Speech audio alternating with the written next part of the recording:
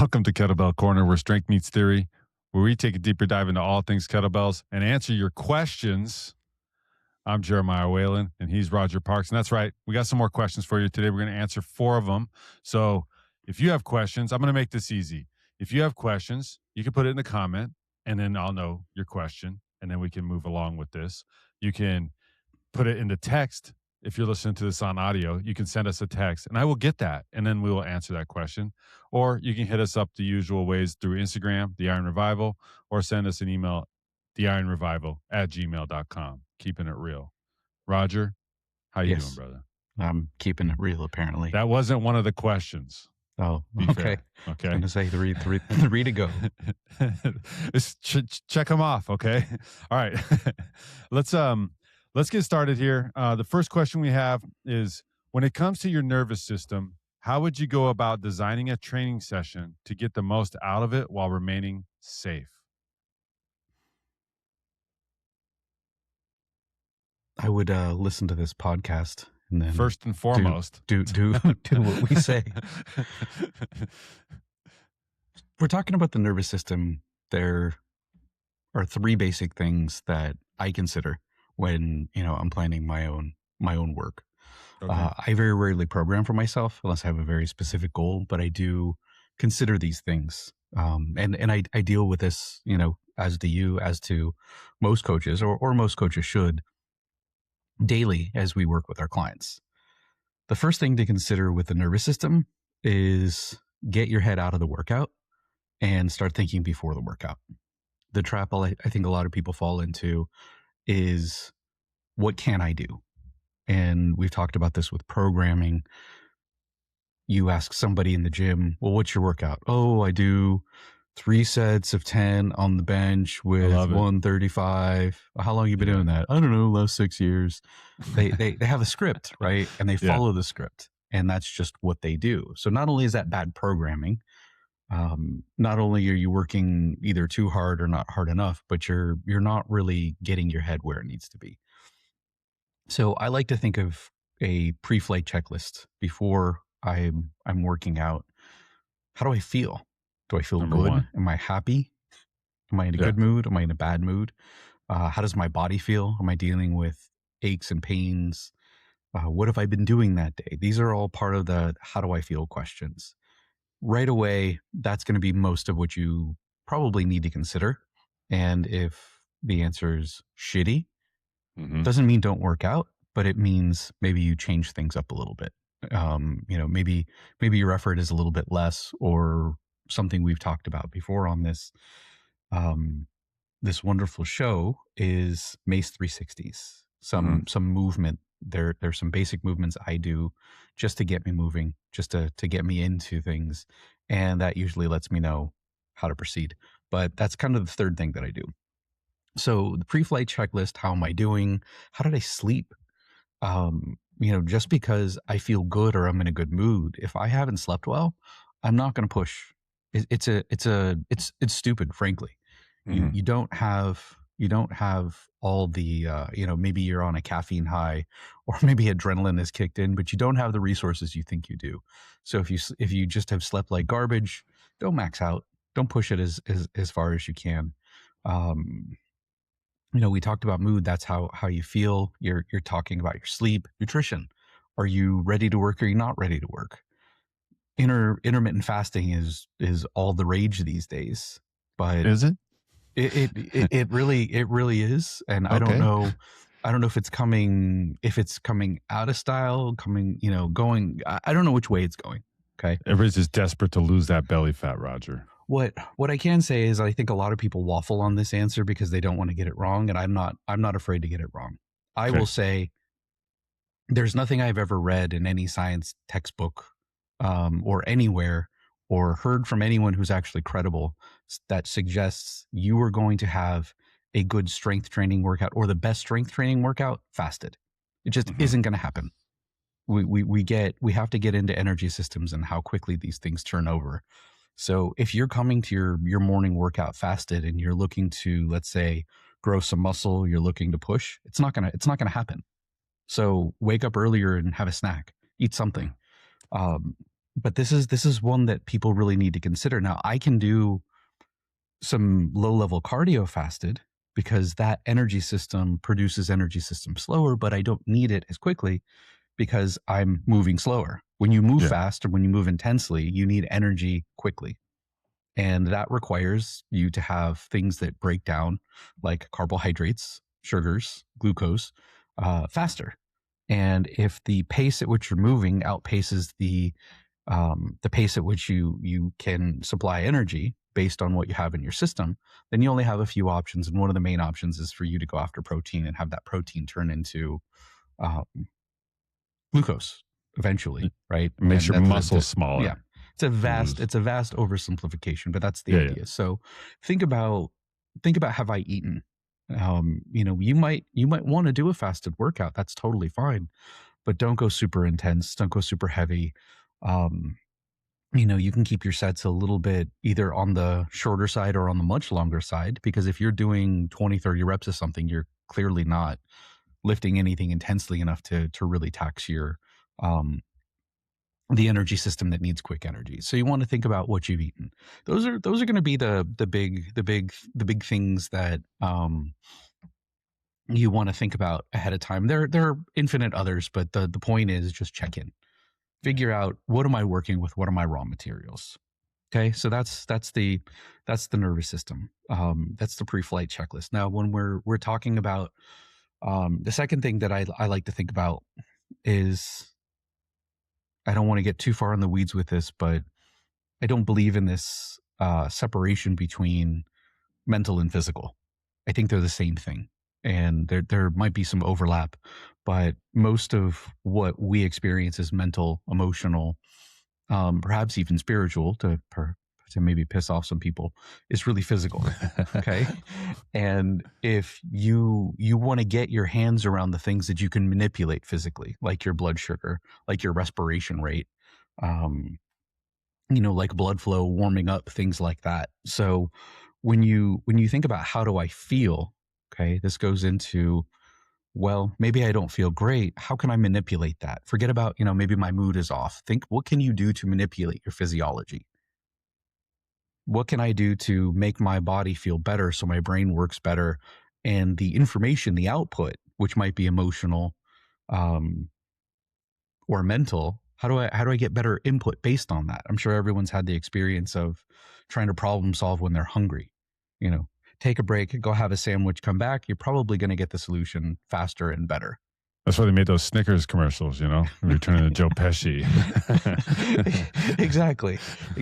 So, get your hands on whatever you think is mental, get your hands on something physical. And the big things are food, okay, managing your blood sugar. And maybe you do have, the opportunity, maybe you're going to do a workout, it's not going to be your best, but maybe you can get your hands on a quick snack that's a bit sugary, doesn't require a lot of digestion, it's not going to make you sick.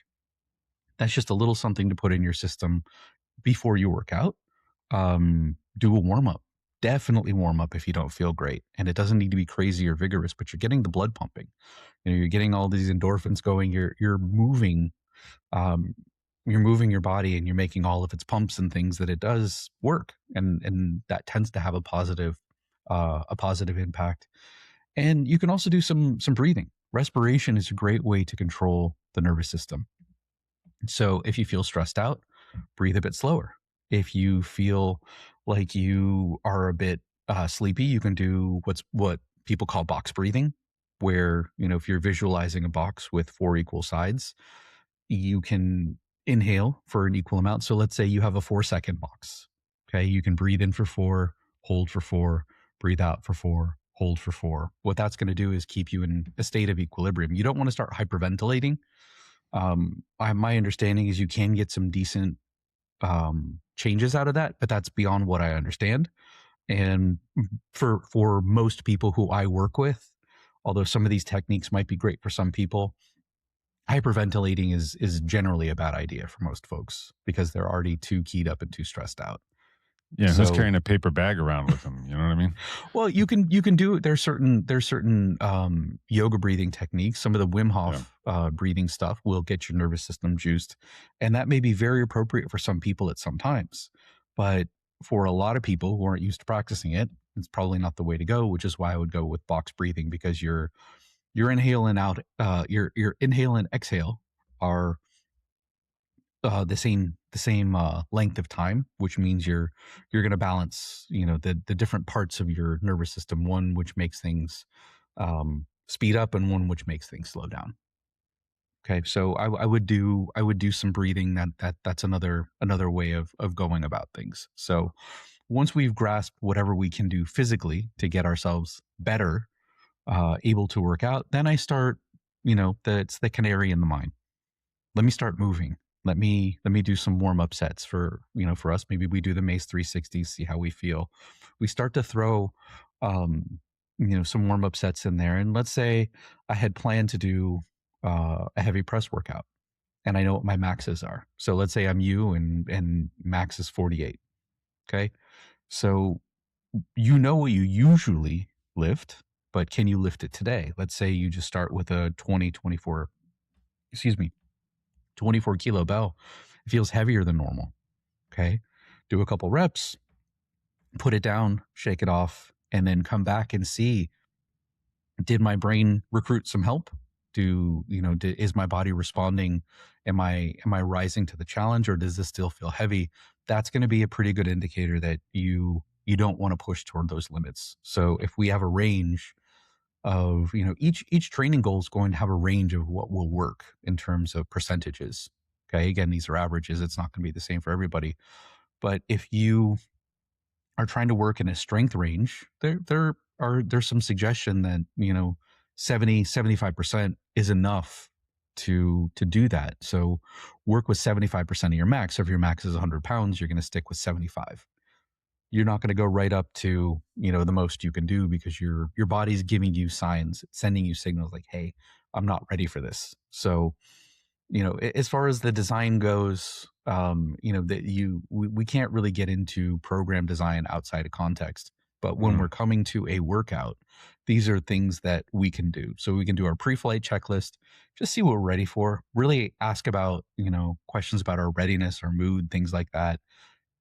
Manipulate the physical, whatever we can get our hands on, whether it's blood sugar, blood flow, or respiration, and then start doing some test sets. How do we feel? Maybe you do the 24 and it feels like a 16. Whoa.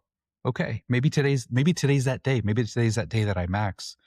But in general, when you do a movement and your brain likes it, and we are talking about the nervous system, you're going to feel good about it, and you're going to get increased range of motion, or at least it's going to maintain. And you can even do a check. One common thing that I've seen in a lot of modalities is to do a movement. One that comes to mind, some people might be familiar with Z Health. Eric Cobb is the guy who is behind that. And one of the things he'll do is he'll do a movement, and he'll bring your arm over your head. How do you feel afterwards? You do a movement, and your range of motion goes from full to half. Your nervous system saying, I don't like this. It's shutting down a little bit, right? Yeah. So you avoid it. So, but that all falls into the third thing that you can do. And that's kind of put the canary in the mine and see what happens. It's an awful thing to do. So I should probably stop killing canaries, but whatever. Yeah. Too late now. The Audubon Society is after you, Roger. They're not having it. At least you can see it. All right. That being said, I'm gonna slide this just because it kind of fits naturally for this next question. What are a few things one should consider in regards to their readiness to even begin a kettlebell training? Like, say you're new to kettlebells, or you're thinking about kettlebells. How do you know you're ready for this sort of thing? I've been exercising, Roger. What do I look for next? I think that the primary goal, primary thing to screen for, is the ability to move through the legs and not through the spine. There are other things, but this just covers so much and alleviates so many concerns, which is why, when we're squatting, we're making sure people are using their hips. When we're, let's say, swinging, we're making sure that we start with something like a deadlift or a squat. We want to make sure that you can move the bell with the hips. So some things you can do is check, can you squat and can you deadlift without moving through your back? And it's a bit difficult to explain. I mean, it's not that hard, but I think But we've if you got film, episodes on that, and that I yeah, don't if you think we have really film, enough time to cover this. Maybe yeah. we'll do that next week. Mhm. We'll like, hey, we can do a deeper dive into kettlebell readiness. One thing that I see commonly, and let's isolate this to a ballistic, because ballistics are fast, and you can see the mistakes exaggerated. You might be fine doing something slow, and then suddenly it's fast, and it really speeds up. But two things that I see when people are going into the backswing is you will see a reverse of the curvature of the lower spine because people lack flexion at their hip. Mm. When we look at how the joints work together, we look at how we move as people. When we move, we have an objective, and the objectives are really kind of dumb and not as in unintelligent, but just very Simple. very simple, right? Yeah. Move closer to the ground, move farther from the ground. Excuse me. It's not it's not like, oh, let me make sure that I have X amount of degrees of hip flexion. Now I'm going to flex my hips, and now I'm going to extend my hips with a minimal amount of internal and external rotation. We don't think like that, which is why, you get the guy, and I've only seen men do this, which is why I'm picking on men, because generally we're pretty stupid. Doing the The little other dumb. chicken. No, the chicken pecking thing with the Yeah. push-ups. Oh, Like, yeah. okay, I can do I'm 50 getting push-ups closer. straight. Like, okay, you're moving your nose a half inch closer and farther. You're doing 0 push-ups, sir. Go Yeah. home and be ashamed. But the brain doesn't really think in terms of perfect movement. It thinks of, am I achieving that objective? So Mm. I see when we look at the hip and the spine, if the hip lacks motion, the spine makes up for it. Let's say there's a certain amount of degrees of motion that you need, and whatever those numbers are, they can be arbitrary. Let's say they're 50-50. They're not, but let's say they are. If you only have 30 in the hips, then you need to make up 20 from the spine, and now you're asking 70 from the spine. It's overloaded. It's That's no unhappy. good. That's It's no no good. good. And it should be, the spine moves almost not at all. It's all through the Yeah. hips. But if you don't have the motion, you're going to make up for it. Another thing that I'll see is the knees swinging wildly in and out. Okay. And I think that largely comes from just the ability to flex the hip. And if you're on your back with your legs straight in front of you, hip flexion is bringing your knee up towards your chest. So you can do this as a test. Can I bring my knee toward my chest? How close can I get? Can I at least get 90 degrees without my pelvis doing what's called reorienting? Meaning, like, does my tailbone, does it move on the ground? Does it come away from the ground? Do I actually curl up in my spine in order to get my leg there? Or can I get my leg there without having to do too much motion anywhere else? And if that's the case, then you're probably ready. But that's going to be the number one thing in terms of readiness. The ability to move through the hip, the ability to stabilize the spine, the ability to go overhead without a big arch or of the back, or spinal extension. Rib Those are flare. going to be, what was that? The rib boner. Yeah. Yeah. Those are going to be the big things that I would say are going to be a must. Look at we've talked about shapes before. Just the ability, like, if you were to trace a movement, what is the shape of every move? Can you make it without having to compensate and do crazy things to get in that position? And isometrics are a great way to check that. Can you maintain the bottom of, let's say, a kettlebell swing isometrically? Mm-hmm. If you can't do that, then you're probably not ready to swing. And by probably, you're definitely not ready to swing. So we're not vagueness here. You're not ready. So, let's look at an isometric deadlift, an isometric squat. Can you hold the bell overhead and keep your ribs down? These are things that are prerequisites. And then I don't think it maybe the ability to do a little bit of very, very low jumping or bouncing. Are your tissues ready to do that without pain? And then, as long as you are training at a reasonable volume, which is extremely infrequent in my experience, I especially when I inherit somebody who has either been trained under another system or another coach, and they're coming to me because they have problems, often they're doing too much volume when their form still isn't good, and they're wondering why they're not getting better. You're not getting better because no one took the kettlebell out of your hand and said, stop doing that. That's wrong and that's bad. It is forcing the issue. They're like, So, yeah, you can do this. I saw I Oprah kettlebell swinging today. So Oh. wasn't bad, actually. Was she at your house? Yeah. Oh, She's cool. she lives next door. Say hi. Yeah. I can think of a dozen times when one client in particular, and I do have a habit of being maybe a little too direct. I went over there and it's like, I'm looking to advance my kettlebell training. Like, okay, can you swing? Yep. He starts doing swings. Nope. Put the bell down. And he started crying. That is awful. That is awful. That's not even close to right. Stop it. Yeah. And he laughed. A great guy. Yeah. He laughed. If you're listening, let's fix this. You know who you are.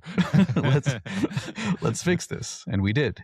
But the point is that once you get the basic readiness, as long as you're not really going crazy with the volume and you're working your way up, you're giving the tissues time to accommodate, you should be fine.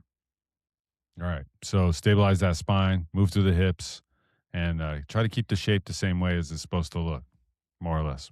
That's more good. or less. More or less.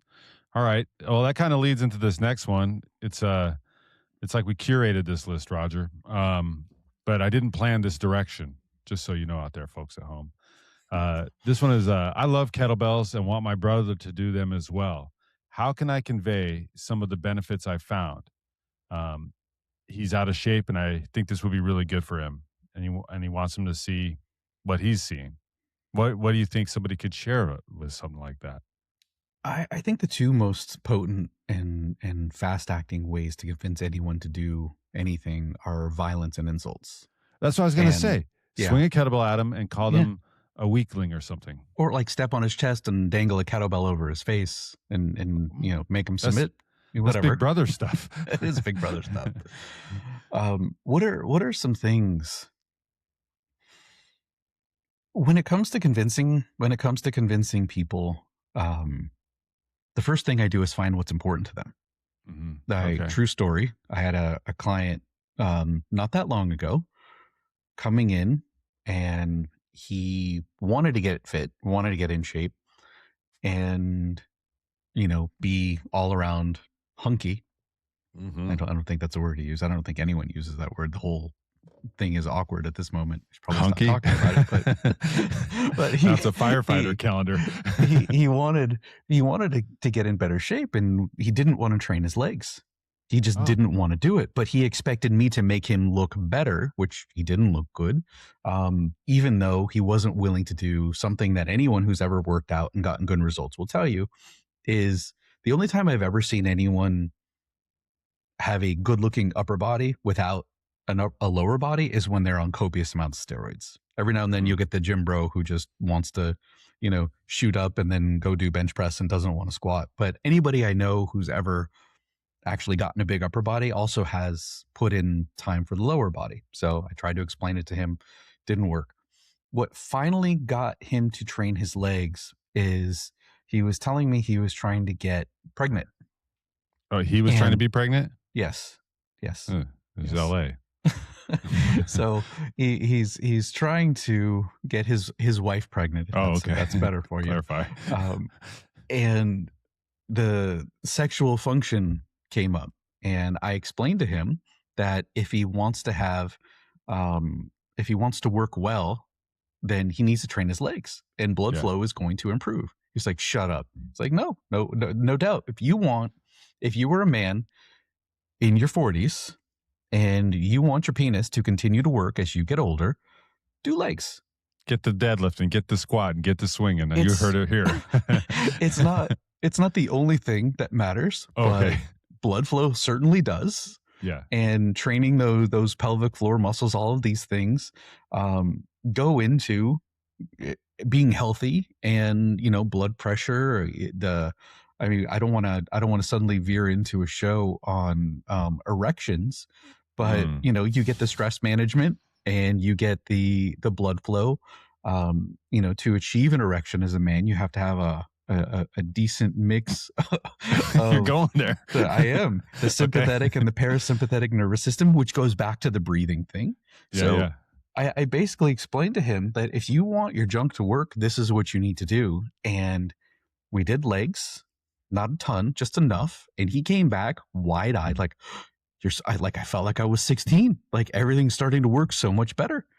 He's telling me he hung a towel off of it, and he was he was just really excited, literally. Hand towel.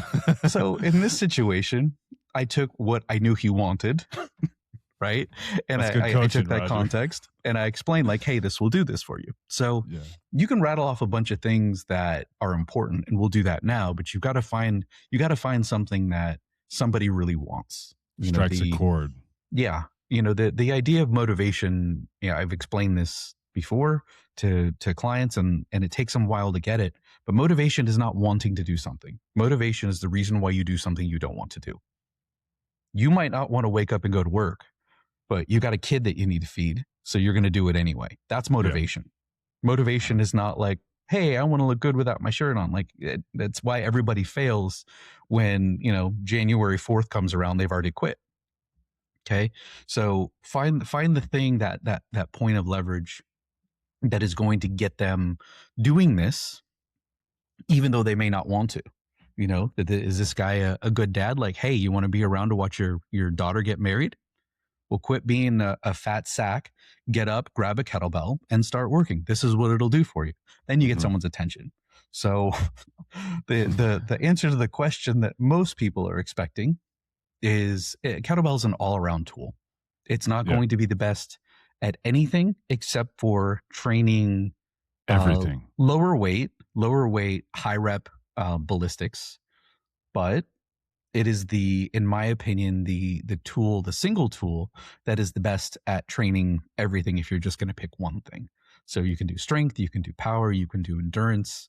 It has the added component of breath work. You have to synchronize your breathing, especially if you're getting into high rep swings or high rep snatches. If you don't learn how to breathe through these things, you're going to gas out. It's not going to work.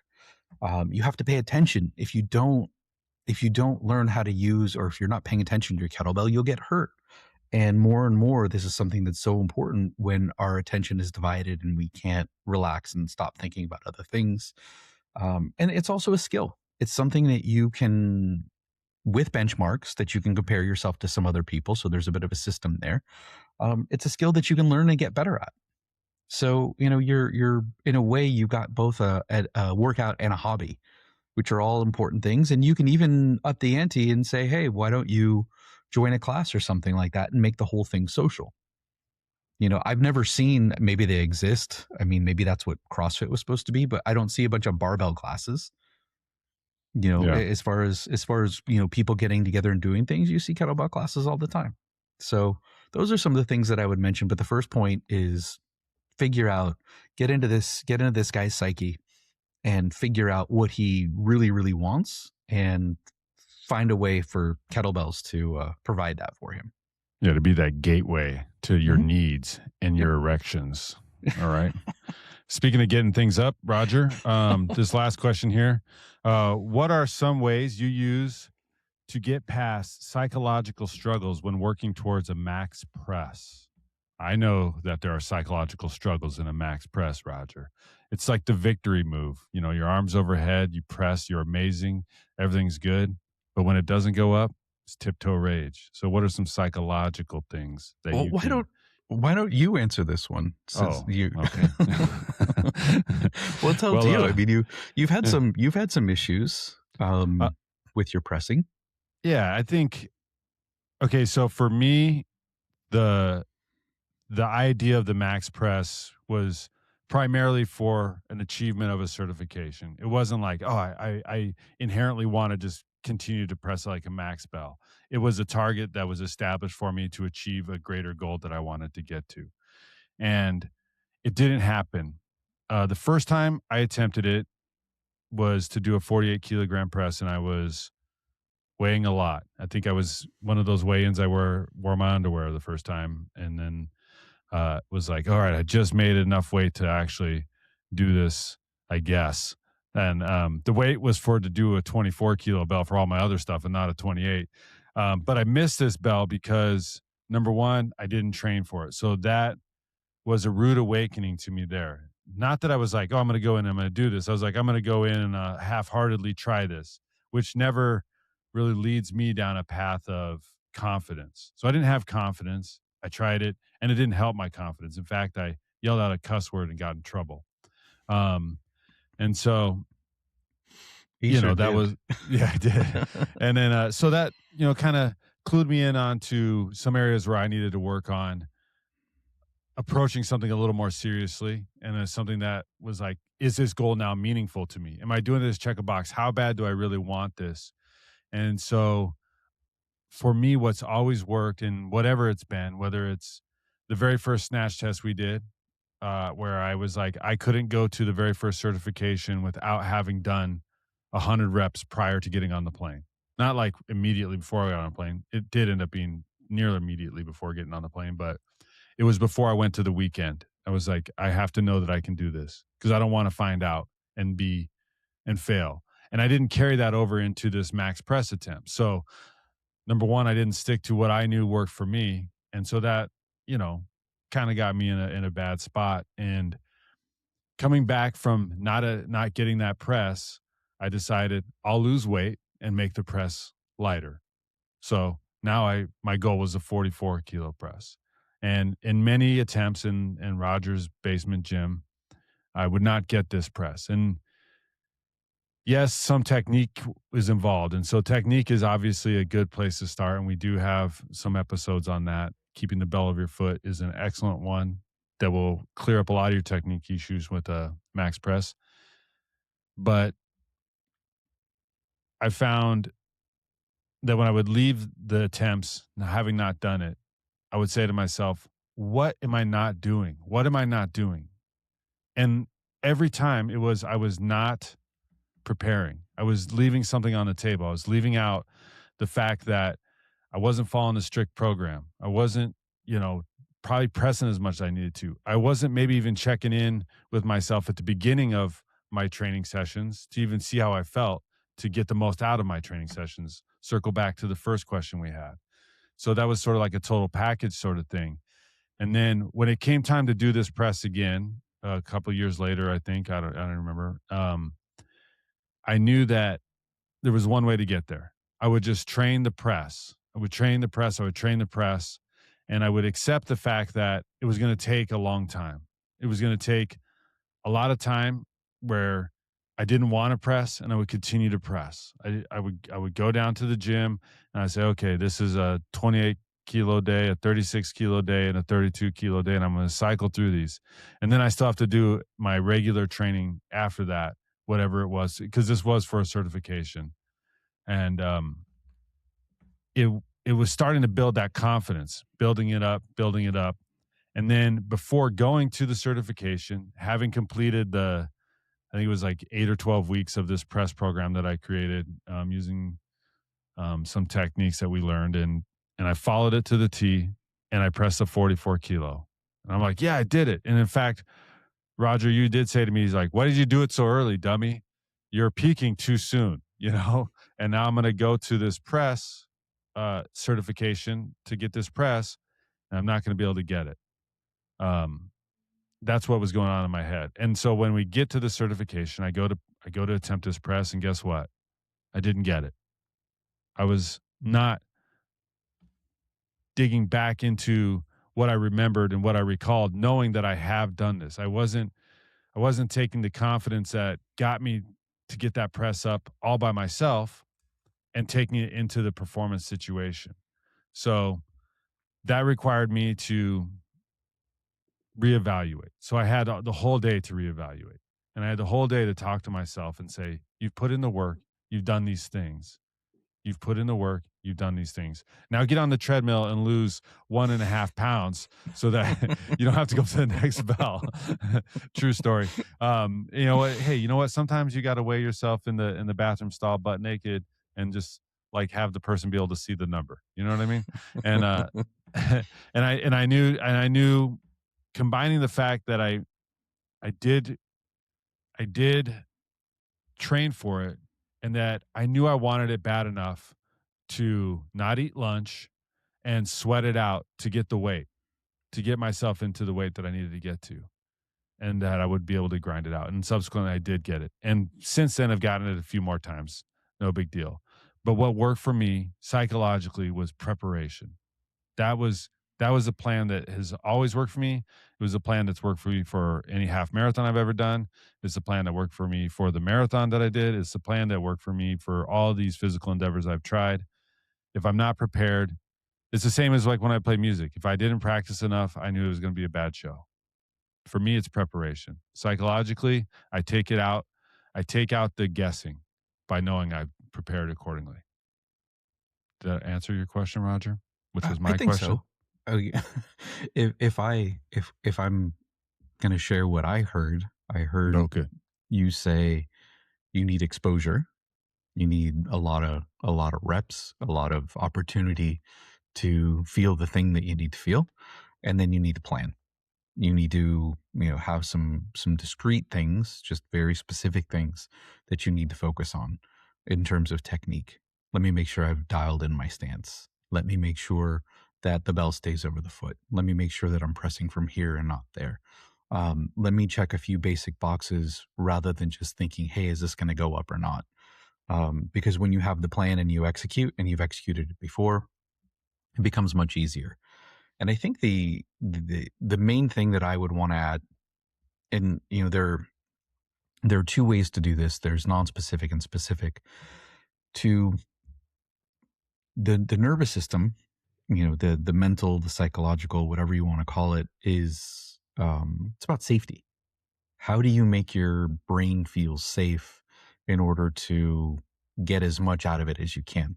We have the ability to lift more than we usually do, and we could under dire circumstances. However, our brains aren't going to unleash that because there are consequences, both metabolic and, at the tissue level, we could hurt ourselves. So it's not going to, we're not going to just be able to say, hey, let me just press this thing.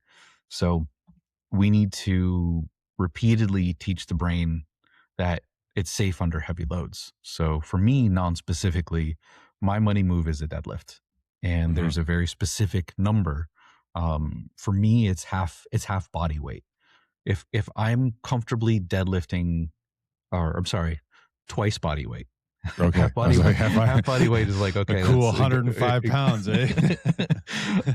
For me, I need to double body weight. If I can double body weight and I can do it comfortably, and if I can do it for at least 3 to 5 reps, somewhere in there, then I have my max press and I'm good. Because when you are, lifting between 400 and 500 pounds, 100-pound kettlebell doesn't seem all that heavy. It is, but relatively speaking, your nervous system has gotten used to heavier weight. So cool. I can handle that. That's the non-specific, and that can be different, different modalities. And then you get a little more specific. So I will use, let's say, a barbell overhead press. And, for me, once I get that press 200 pounds or over, then I'm just doing some simple math. Well, it's like, okay, the lifts aren't the same, but if I can get over 200 pounds overhead, then cut that in half. And again, this is all the mental game here. I can do, once I get into, 210, 215, I cut that in half. I've got my lift. So I start thinking about these things, but you can also, getting into specifics, you can get into a get up. Doing get up. Many people can do a get up with their max press bell before they hit the press with the max press bell. So that's a solid way to get comfortable under all that load. You can do a push press or kind of a 2-hand press in order to get the weight overhead. Going back to the less specific ways, let's say you're using a 48. This kind of toes the line of specific, non-specific. Practice the clean. Not only, you're going to need to get a clean in order to get it into position, whether you're using one hand or two, that's still a fair amount of weight to use. So you're learning how to land that thing. So you're practicing the skill, but you're also teaching your brain, oh, this is safe. I can handle this weight. If you haven't touched the 48 kilo bell until the moment you're going to max press it, it's a crapshoot, and odds are it's not going to go up. Whereas if you are doing all kinds of things with it, oh, I can do this. Yeah. You just got it. Yeah. That's So good. that's the last thing I would add is doing both specific and non-specific strength work that just makes everything feel lighter and makes your nervous system feel safe when it comes to pressing heavy things overhead.